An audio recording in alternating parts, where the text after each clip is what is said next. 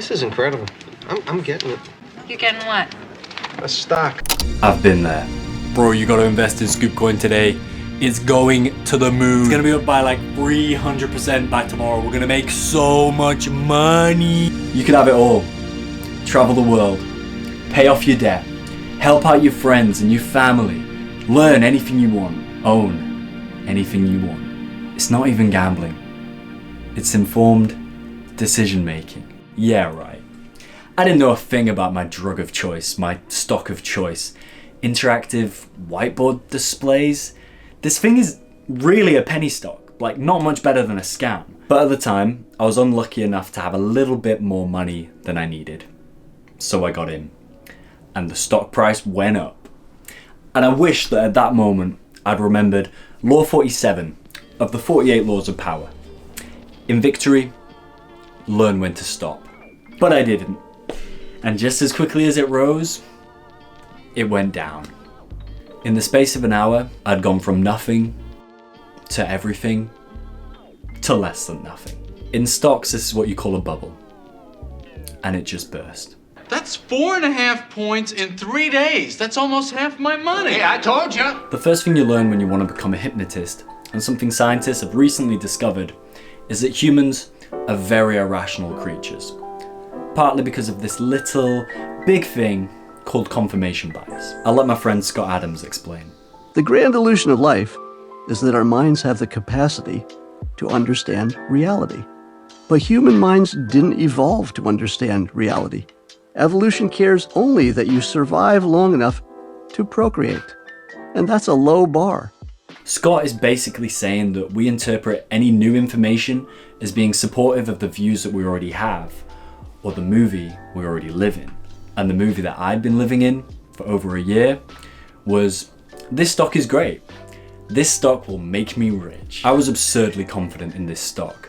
So much so that I was recommending it to my friends even when I was down like 75%. Who did I think I was? I've never had a lemonade stall or took a business class at school. I've never watched The Apprentice. I've never read a book or article on stocks. I just believed that this stock was going to do well because of some random people on the internet saying it had potential. Dude, yeah, I mean, like, it's going down now, but it's got partnerships with Sony and with COVID and everything. It's a smart investment, trust me. It's going to the moon. I thought this was going to be my ticket to financial freedom.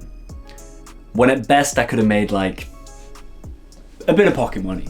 But it's hard not to buy into the hype when everyone you know in this game except you is coming out on top, and a buddy of yours is traveling India on his stock market money.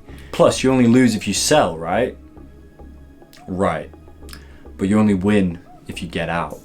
And forget the money. I lost countless hours of my life, probably weeks, just refreshing the stock page, reading the stock news, and thinking about numbers. Everything I read, I took as confirmation that I made the right decision. And if anything didn't really align with that viewpoint, I ignored it. I ignored the simple fact that I was losing more and more of my money and my life every day. And as it went down and down and down, I'm keeping it. I'm going down with the ship.